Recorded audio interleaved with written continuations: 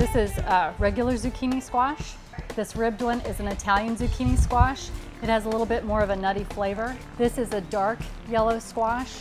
This one is a yellow patty pan. This one is a green patty pan.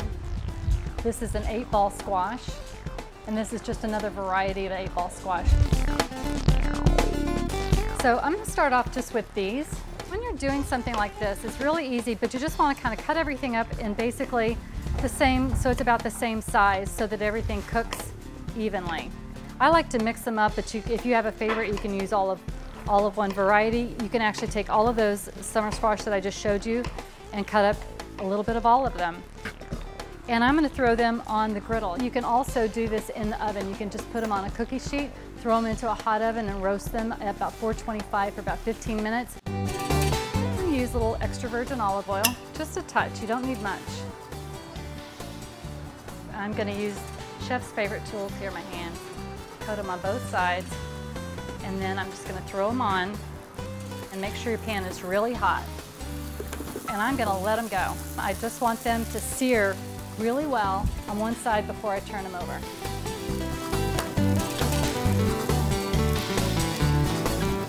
And you can let them get as brown as you like. I like to let them get a little crunchy. You want to flip them in the oven as well. Just pull them out about halfway once you see that they're getting a little brown on one side. After I flip them is when I like to go ahead and add my salt and pepper. I'm going to go ahead and just freshly crack some salt. I love kosher salt. You can also use sea salt, whatever kind of salt you like. There's so many different gourmet items. You could do a nice little finishing oil, which is what I'm going to do today. At Manassero Farms, we have this smoke-infused olive oil. You don't want to cook with this. You just want to use it at the end. It's absolutely fantastic. So literally just a few drops.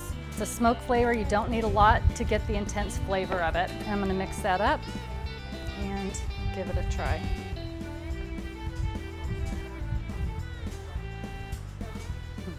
Really, really good.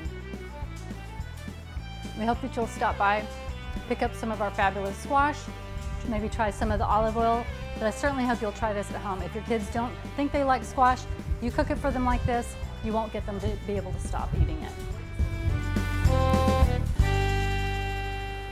Perfect.